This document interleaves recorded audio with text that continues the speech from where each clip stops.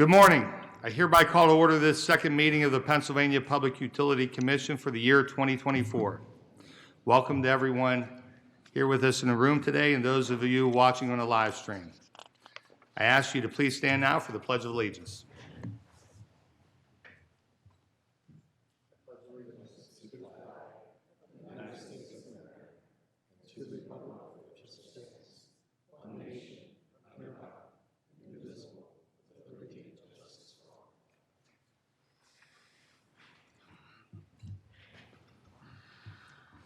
At today's meeting, which is open to the public, the Commission will act on various matters. There is no opportunity for the public to address the Commission at this public meeting. The public meeting motions, statements, and video will be available on the Commission's website later today. The first matter on the morning's agenda are the minutes of the meeting of December 21st, 2023. I would like to recognize Commissioner Yanora as the editor of the minutes. Commissioner Yanora. That would be Commissioner Coleman. Commissioner Coleman. Oh, I'm sorry. Commissioner Coleman. Thank you, Chairman. I've reviewed the minutes of the December 21st, 2023 public meeting, and I move they be approved as submitted. We've heard Commissioner Coleman's motion. Is there a second? Second. Seconded by Commissioner Yanora. Any discussion? All those in favor, please say aye. Aye. Those opposed, no. The ayes have it by a vote of 5-0. Madam Secretary, we are ready for your presentation. Good morning, Mr. Chairman. Good morning, Commissioners. Your various bureaus and offices have prepared the following agenda for your consideration. Therefore, let us begin on page 1 with matters presented by Director Hafner and the Office of Special Assistants. It is recommended that the Commission adopt the proposed opinion and order in the informal investigation by the Bureau of Investigation and Enforcement versus the People's Natural Gas Company, LLC. Is there a motion to adopt the staff recommendation? So moved. Is there a second? Second. Motion made by Vice Chair Barrow, seconded by Commissioner Zerfus. Any discussion? Hearing none, all those in favor, I'm sorry, I do have a conflict statement I would like to read. Before joining my staff as legal counsel, Stephanie Weimer was employed in the Commission's Bureau of Investigation and Enforcement and worked on this investigation. Please note she has not advised me in this matter. Any further discussion? Hearing none, all those in favor, please say aye. Aye. Those opposed, no. The ayes have it by a vote of 5-0. Madam Secretary. Continuing on page 1, it should be noted that the formal complaint filed by the Bureau of Investigation and Enforcement versus the Buffalo and Pittsburgh Railroad has been postponed to the public meeting of February 22nd, 2024. Turning to page 2, it is recommended that the Commission adopt the proposed opinion and order in the formal complaint of Florence Ackridge versus the Philadelphia Gas Works. Is there a motion to adopt the staff recommendation? So moved. I'll be second. Okay, so motion made by Commissioner Yanora, seconded by Commissioner Zerfus. Any discussion? Chairman, I do have a motion on this matter. Commissioner Coleman. Thank you. I'd ask that my motion be entered the record as though I read it in its entirety. Before the Commission for consideration and disposition are the exceptions filed by Floyd Ackridge to the initial decision issued on May 15, 2023 in this matter. The initial decision grants the complaint a payment arrangement but denies the claim that they were incorrect charges on the PGW bills for gas service. The complainant accepts to the initial decision and thus essentially maintaining her allegation of high bills by PGW.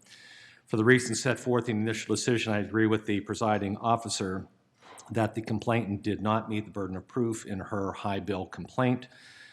Overall, the complaint's PGW gas bills reflect the usage of heating account, and PGW's testimony and exhibits adequately address the complaint's allegations of abnormal billing. Therefore, I move that the exceptions of Florence Ackridge to the initial decision issued on May 15, 2023 in the above captioned matter are denied consistent with this motion. The initial decision issued on May 15, 2023 in the above captioned matter is adopted consistent with this motion, and that the Office of Special Assistants prepare an opinion and order consistent with this motion. Thank you. Thank you. We've heard the motion by Commissioner Coleman. Is there a second? Second. Seconded by Commissioner Yanora. Any discussion? Hearing none, all those in favor, please say aye. Aye. Those opposed, no. The ayes have it by a vote of 5-0. Is there any objection to taking the previous roll call? Hearing none, matter passes as amended by the motion by a vote of 5-0. Madam Secretary. Continuing on page 2, it should be noted that the formal complaint of Rob Naborn and Cynthia Pronko versus the PECO Energy Company and Direct Energy Services LLC has been postponed to the public meeting of February 22nd, 2024. Turning to page 3, it should also be noted that the first item on page 3, the formal complaint of Craig Murphy versus the Duquesne Light Company has been postponed to the public meeting of February 22nd, 2024. Continuing on page 3, it is recommended that the Commission adopt the proposed opinion and order in the application of Vita Quard Transportation Incorporated. Is there a motion to adopt the staff recommendation? So moved. Is there a second? Second. Motion made by Commissioner Zerfus, seconded by Vice Chair Barrow. Any discussion? Hearing none, all those in favor, please say aye. Aye. Aye. Those opposed, no. The ayes have it by a vote of 5-0. Madam Secretary. Turning to page 4, in matters presented by Director Diskin and the Bureau of Technical Utility Services, it is recommended that the Commission adopt in an omnibus motion both items on page 4, beginning with the recommendation for the Commission's approval of the appointments of Ms. Brandy Schimpf and Mr. Mike Pauley to the Board of Directors of the West Penn Power Sustainable Energy Fund, and continuing the omnibus to include both items on page 5, both items on page 6, both items on page 7, and including and ending the omnibus with the single item on page 8, the application filed by Good Energy LP. Is there a motion to adopt the staff recommendations? So moved. Is there a second? Second. Motion made by Commissioner Coleman, seconded by Commissioner Zerfus. Any discussion? Hearing none, all those in favor, please say aye. Aye. Those opposed, no. The ayes have it by a vote of 5-0. Madam Secretary. Turning to page 9, it is recommended by Chief Counsel Screven and the Law Bureau that the Commission adopt the proposed order amending its diversity policy statement. Is there a motion to adopt the staff recommendation? So moved. Is there a second? Second. Motion made by Vice Chair Barrow, seconded by Commissioner Zerfus. Any discussion? Mr. Chairman. Commissioner Zerfus. Mr. Chairman, Madam Secretary, I have a statement in this matter. I will read it as if I'm reading it in its entirety. Please add it to the public record. But before the Commission today are the final amendments to our diversity policy statement. I would like to thank the interested parties that filed comments and letters concerning these amendments, as well as our Law Bureau for the work involved in finalizing them. The amendments ensure that the policy statement is consistent with our recent diversity reporting regulations. As you may already know, the diversity policy statement retains important provisions that recommend major jurisdictional electric, natural gas, water and wastewater utilities, and major telecommunications utilities to incorporate diversity into their business strategies in relation to their employment practices and the procurement of goods and services. These diversity policy statement provisions, coupled with our regulations, provide this Commission with valuable insight into the efforts utilities are making to attract the labor force, including the labor force generated through contracts and subcontracts that is essential to providing safe, reasonable, efficient, and reliable service. I would like to reiterate previous comments I've made in this proceeding that emphasize how utilities' diversity programs impact and strengthen their relationships with the customers that live and work in their communities and ultimately impact the way customers are served. I again commend the utilities for filing their first annual diversity reports last year, and I encourage them to continue with all of their efforts, and I look forward to receiving the reports this year.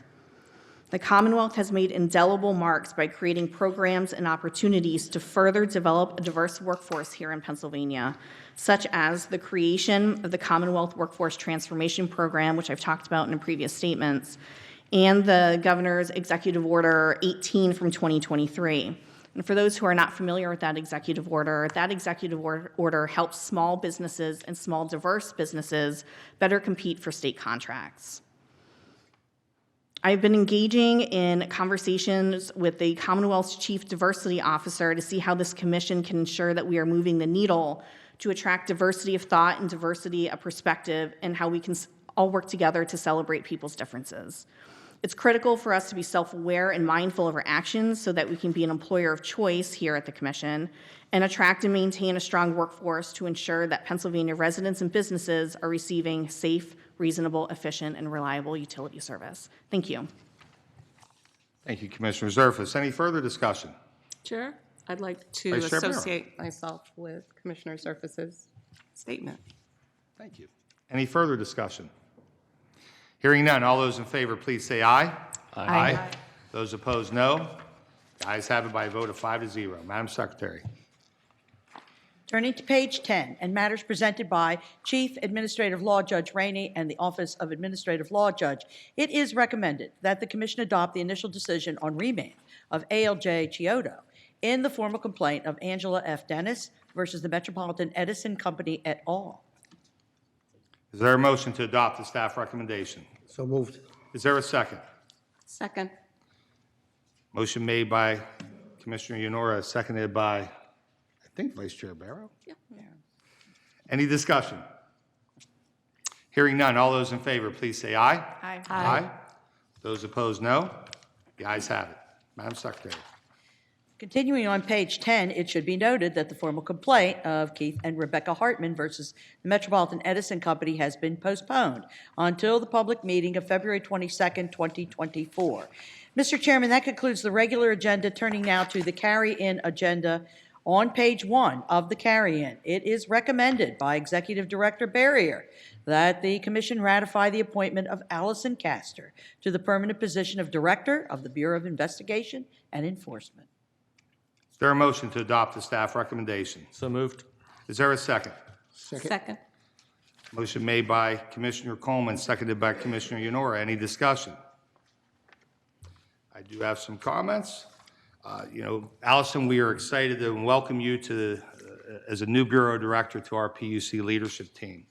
Today, we are appointing Allison as Director and Chief Prosecutor of the Bureau of Investigation and Enforcement, effective immediately. Allison has served the Commission and the Commonwealth for almost 20 years and has continually stepped up into new leadership roles. My fellow commissioners and I believe she is prepared for this opportunity to lead this large, important, and independent bureau. We are confident that her extensive experience will significantly contribute to the public interest. In 2016, she served as the Deputy Chief Prosecutor of the Bureau of Investigation and Enforcement's Rates Divisions, where she supervised a team of attorneys and coordinated litigation strategy for all rate division cases. Prior to becoming Deputy Chief of I&E's Rate Division, she served as the rates prosecutor assigned to rate-related cases of increasing technical, legal, and procedural complexity.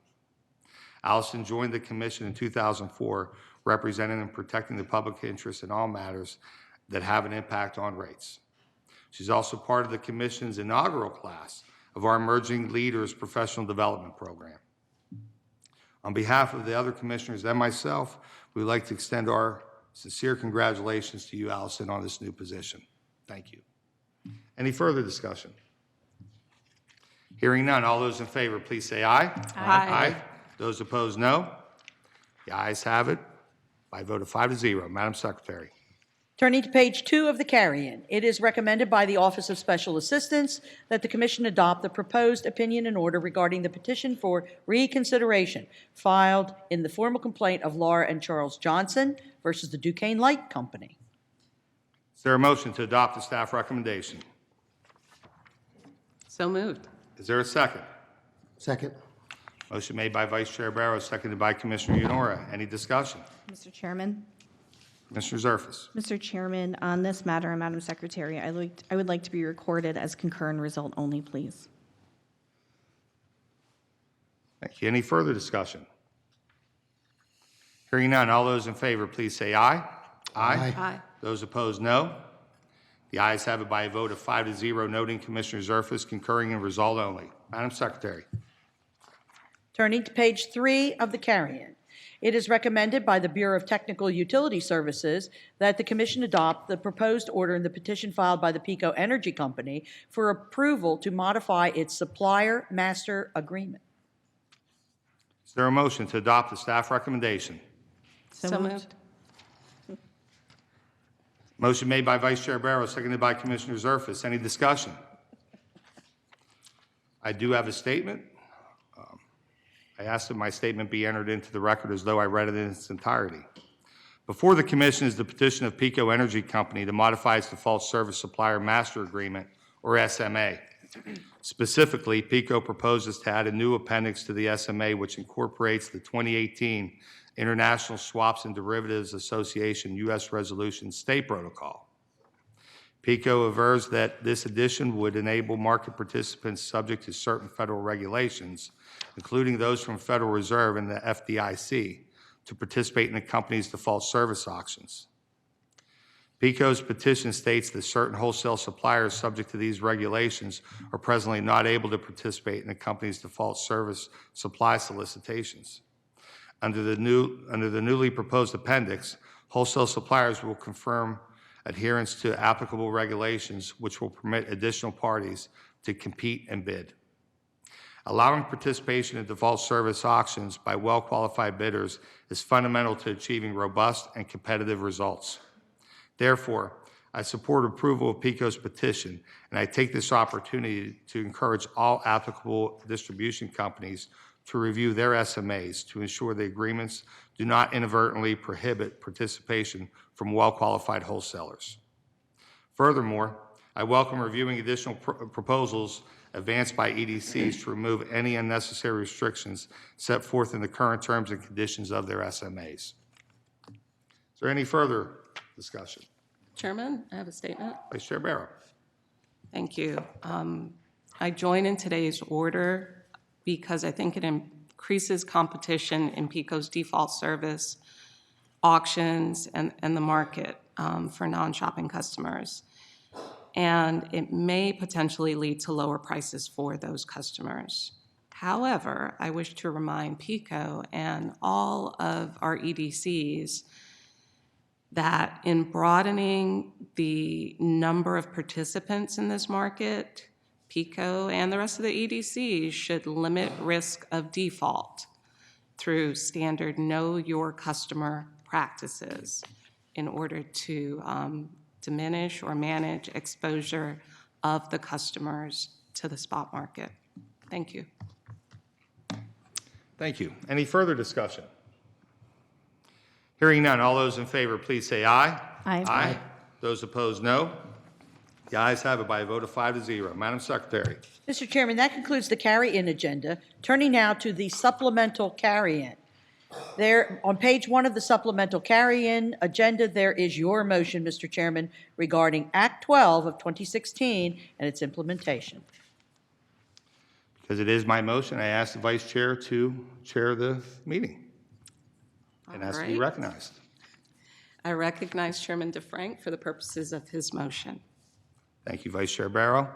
I ask that my motion be entered into the record as though I read it in its entirety. And I apologize, this is a long motion, but there's a lot of information here. On April 14, 2016, Governor Tom Wolf signed Act 12, amending Chapter 13 of the Pennsylvania Public Utility Code. The act incorporated Section 1329, which established a procedure to use fair market valuation instead of depreciated original cost when the acquiring utility or entity purchases a water or wastewater system located in the Commonwealth. Following passage of Act 12, the Commission issued a series of implementation orders to assist our administration. To date, the Commission has received 27 applications under Section 1329. Recently, Act 12 has elicited significant interest from the public and policymakers alike. Numerous pieces of legislation have been introduced in the General Assembly proposing to amend Section 1329. Further, hearings have been recently held by the House Consumer Protection, Technology and Utilities Committee, along with the Senate Democratic Policy Committee, to discuss this topic. The Commission submitted official testimony and participated in both.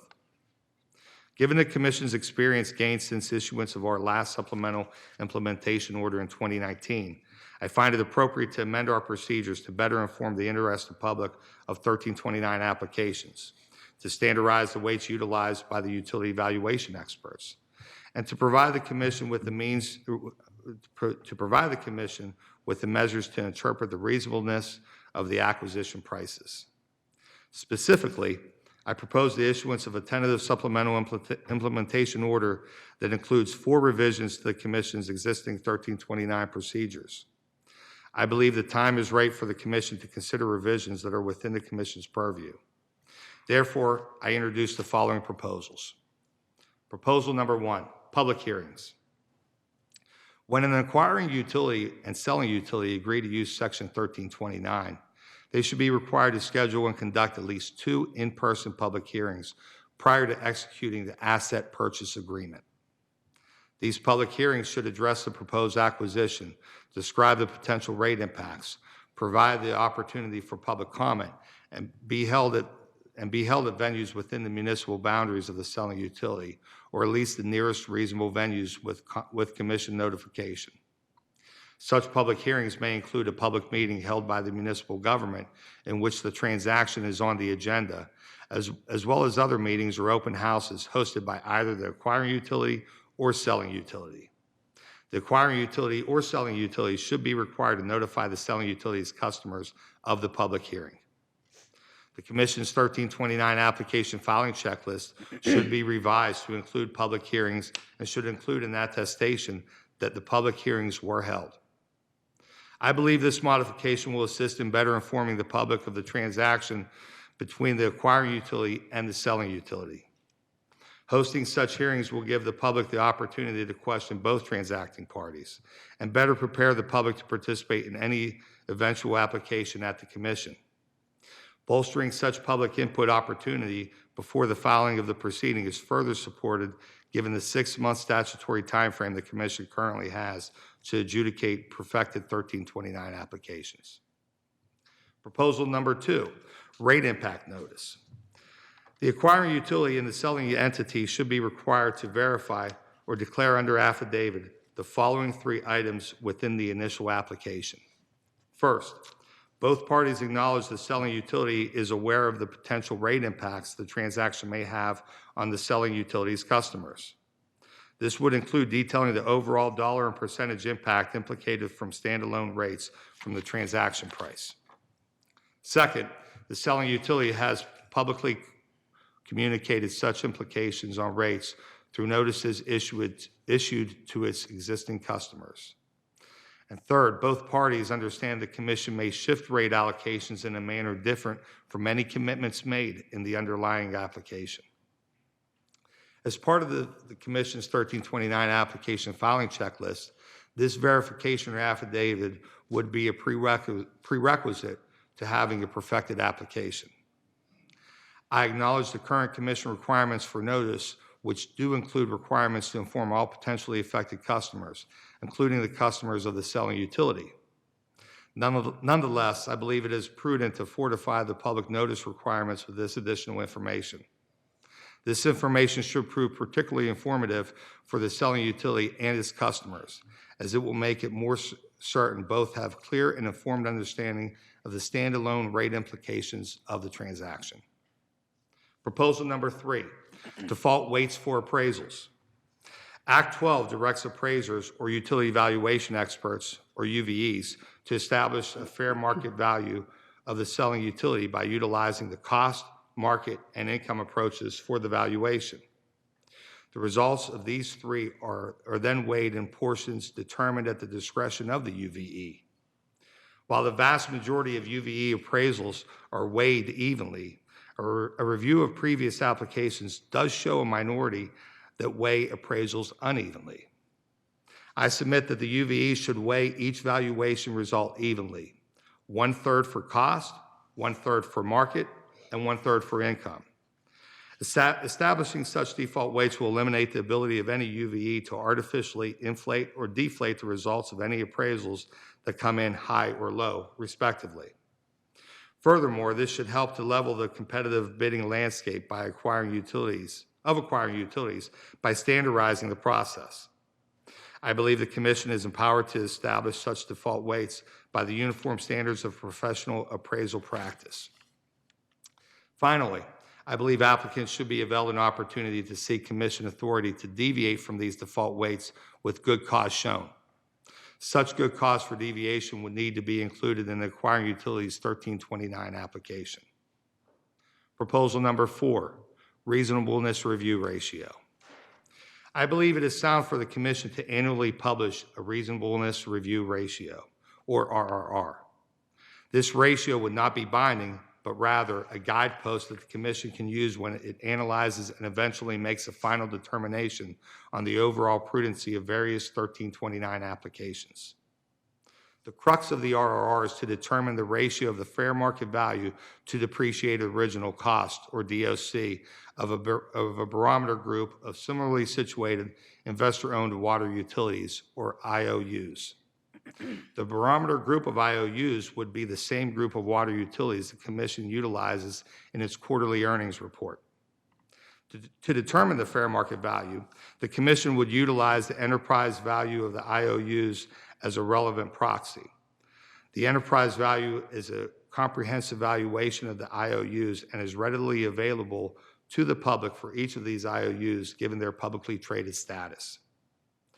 To determine the DOC of these IOUs, the Commission would utilize the net property, plant, and equipment metric, or net PP&E, included in each of the company's balance sheets. Net PP&E is an appropriate proxy for the DOC since it represents the total value of physical assets of the company less depreciation. The RRR would then be the ratio of these two numbers, with the enterprise value being the numerator and net PP&E being the denominator. The RRR would be published by the Commission annually. The published RRR would be comprised of the average of the RRR barometer group information set determined quarterly. The initial data set would commence in Q1 of 2017, as that is the first full calendar year after the passage of Act 12, and include all 7 years of quarters leading up to the Q4 of 2023. The RRR average would be rolling, so every year the RRR is published, 4 quarters would be added and the oldest 4 quarters removed. This would essentially eliminate the oldest year from the subset while adding the newest year. This would instill a certain rigidity to the RRR while allowing it to move gradually in relation to market circumstances. The results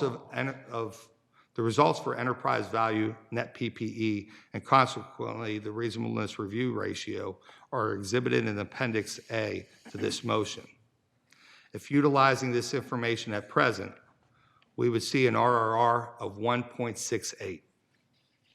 In summary, the RRR would help foster a more informed judgment by the Commission on the merit of the overall 1329 application.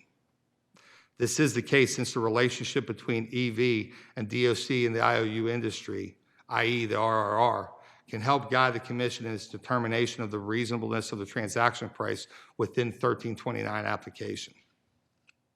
Given that the 1329 application will include the DOC of the selling entity's assets and the proposed transaction price, the Commission can use this information to see how the ratio of these figures compares with the annually published reasonableness review ratio. I recognize the novel nature of this proposal and welcome interested parties to submit alternative approaches that could assist the Commission in its efforts to review and determine the reasonableness of 1329 application transaction prices. Timing to effectuate the proposed changes. The public hearing, rate impact notice, and default appraisal weight revisions to the Commission's application filing checklist contemplated herein would go into effect 30 days after the issuance of any final order. Any applications filed pursuant to Section 1329 after that date would need to be submitted on the revised application materials in the order to be considered. An initial RRR would be published 30 days after the issuance of the final order in this proceeding. Thereafter, the RRR would be published annually by the Commission in the month of April, or as soon as practical after the Q1 of the year, recognizing the lag in net PP&E reporting. The Commission will acknowledge that some transactions may be in the midst of negotiations, and as such, provide due consideration to the timing of the initial RRR release and any initial 1329 applications under this proposal. This would particularly be emphasized in the instance of where an asset purchase agreement may be completed in close proximity to the issuance of the initial RRR. In conclusion, I believe these 4 updates to the Commission's presently established 1329 implementation and administrative procedures will improve the general public's awareness of applications, establish more consistent and expected weighting evaluation methods, and assist the Commission in its ultimate review and analysis of 1329 dockets. Therefore, I move that 1, the Law Bureau, with the assistance of the Bureau of Technical Utility Services, prepare a tentative supplemental implementation order consistent with this motion. 2, the tentative supplemental implementation order, including Appendix A to this motion, shall be published in the Pennsylvania Bulletin. 3, comments shall be due within 30 days following publication in the Pennsylvania Bulletin. 4, reply comments shall be due within 45 days following publication in the Pennsylvania Bulletin. 5, the Law Bureau, with the assistance of the Bureau of Technical Utility Services, shall review the comments and all the information provided therein, and shall present a final supplemental implementation order to the Commission for consideration. Thank you. Thank you, Chairman DeFrank. Is there a second for the motion? Second. Seconded by Commissioner Yanora. Any discussion on the motion? Madam Chair? Madam Vice Chair? Vice Chair. Okay. Madam Vice Chair, I have a statement in this matter. Commissioner Surface, go ahead. Thank you. I have a statement in this matter. Please add it to the public record as if I read it in its entirety. But I take the opportunity today to emphasize that the Commission, through this motion, is taking the concerns raised by all parties to water acquisitions under Section 1329 of the Public Utility Code very seriously.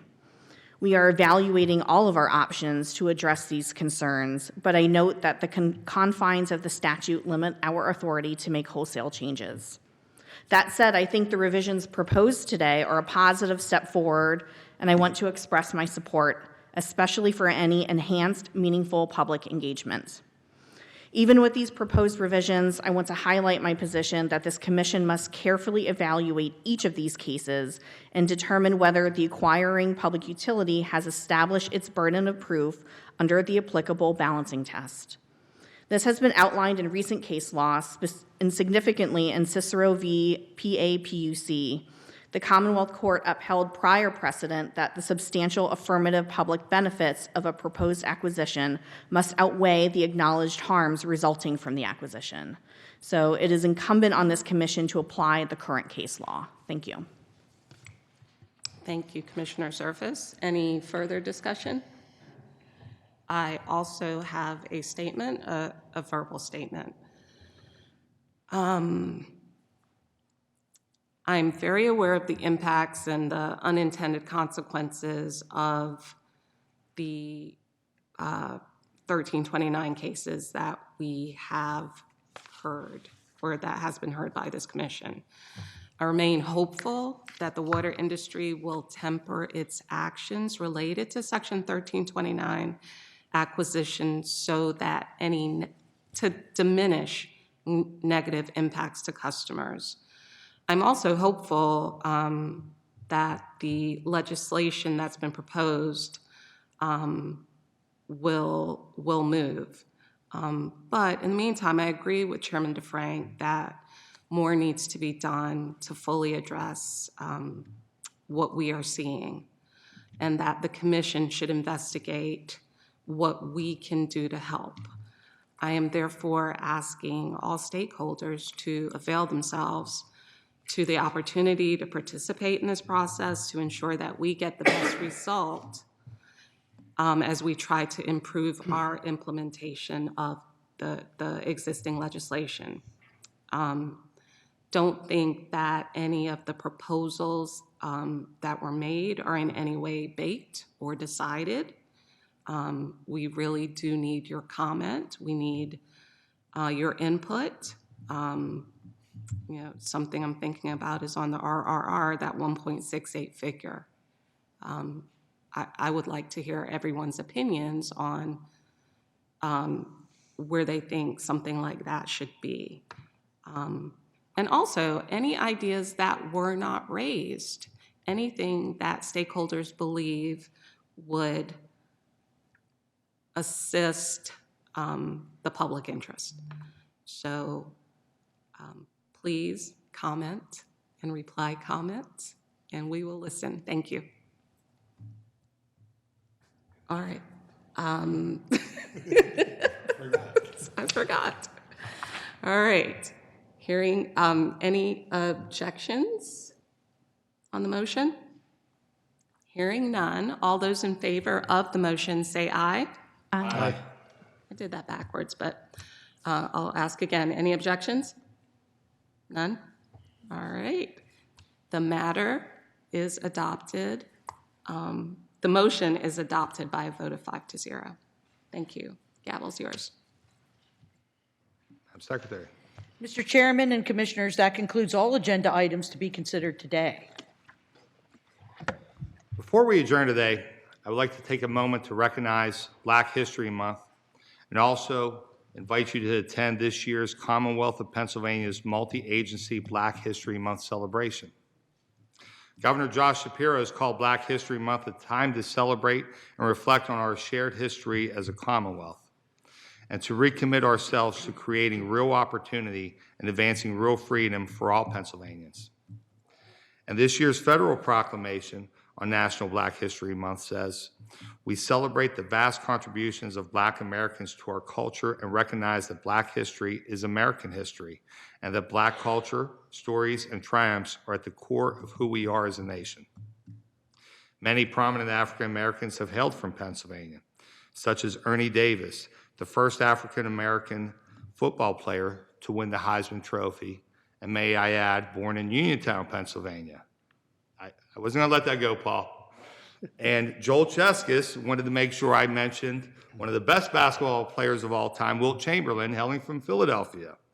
And we can't forget Mr. October himself, the man from Cheltenham, Reggie Jackson, was born in Abington. The first Virginia Florence, the first African-American woman in the United States to earn a degree in library science. And Dr. Ethel Allen, who in 1971 became the first African-American woman elected to the Philadelphia City Council. She later went on to serve as the Secretary of the Commonwealth of Pennsylvania. This year's national theme for Black History Month is African Americans and the Arts. I would like to invite you to attend this year's Commonwealth of Pennsylvania multi-agency Black History Month celebration. The virtual program will be held February 21st from noon to 1 p.m.